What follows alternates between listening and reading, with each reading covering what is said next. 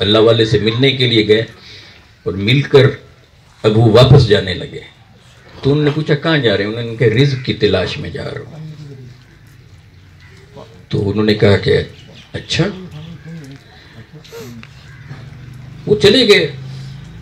تھوڑے ٹائم کے بعد نا کچھ دن گزرے وہ واپس آ گئے. انہوں نے کہا کیا ہوا ماجرا؟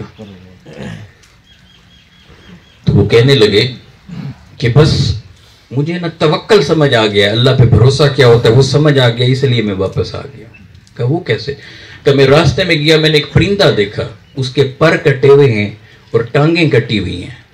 تو میں نے اسے دیکھا, وہ زندہ تھا, بالکل ٹھیک ٹھاک تھا. میں نے کہا یہ کیا ہوا, دیکھوں تو صحیح اس کی کیا معاملہ کیا ہے. تو میں دور بیٹھ کر دیکھنے لگا. اچانک کیا دیکھتا ہوں کہ نہ یہ اڑ سکتا ہے نہ یہ چل سکتا ہے, تو زندہ کیسے ہے؟ دیکھتا ہوں تو کیا دیکھتا ہوں کہ ایک اور چڑیا ہے, وہ آئی ہے تو وہ اس کے اوپر آ کر پھڑپھڑانے لگی, اس پرندے کے اوپر. تو اس نے سر اٹھایا, اٹھا کر جو ہے نا منہ کھولا, تو اس نے جو ہے نا اپنی چونچ کھولی, اس میں سے پانی کے کچھ قطرے ٹپکے, وہ اس نے پی لی.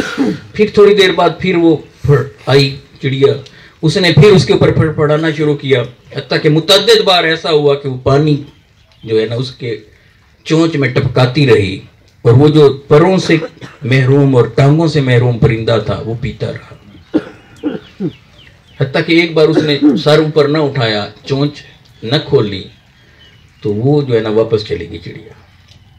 اس کا مطلب یہ ہوا کہ اب وہ اس کی پیاس بجھ چکی ہے. تھوڑی دیر گزری, پھر اسے دیکھا کہ وہ آئی, اس کے منہ میں دانا تھا اڑتی ہوئی چڑیا کے, اور اس نے آ کر اس کے قریب دانا گرا دیا.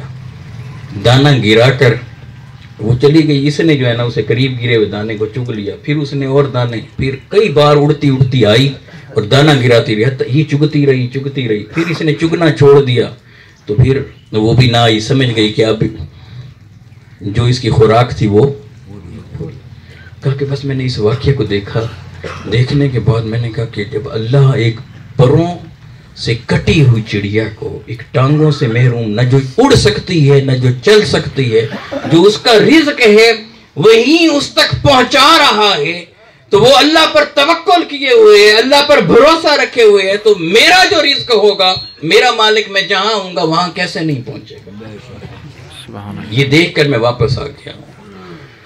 تو کیا جواب دیا ان بزرگوں نے اسے, خوبصورت ترین جواب, وہ جواب میرے اور آپ کے لیے, اس سے ہم نے کچھ سیکھنا ہے. وہ کیا جواب تھا؟ جواب یہ تھا, انہوں نے کہا کہ اے انسان, اے نادان, تو نے ایک منظر دیکھا اور اس میں سے ایک پہلو دیکھ کر ایک نتیجہ لے کر آ گیا. تو نے یہ دیکھا کہ وہ پر کٹی تھی, ٹانگوں سے محروم تھی, نہ اڑ سکتی تھی نہ چل سکتی تھی, اس کا رزق اس کو پہنچ رہا تھا. اس سے تو نے یہ نتیجہ نکالا کہ میں بھی آ کر ایک جگہ بیٹھ جاؤں اور اللہ اللہ کرنے لگ جاؤں, جو میرا جب اللہ کا ذکر کر رہا ہوں گا, میرا رزق جو ہوگا وہ یہیں پہنچ جائے گا. تو نے یہ تو دیکھا اس منظرنامے میں, مگر یہ نہ دیکھا وہ جو چڑیا تھی جو اڑ کر اسے پانی پلا رہی تھی, اس کے لیے دانا لا رہی تھی, وہ اپنا رزق بھی تلاش کر رہی تھی اور اس تک بھی پہنچا رہی تھی.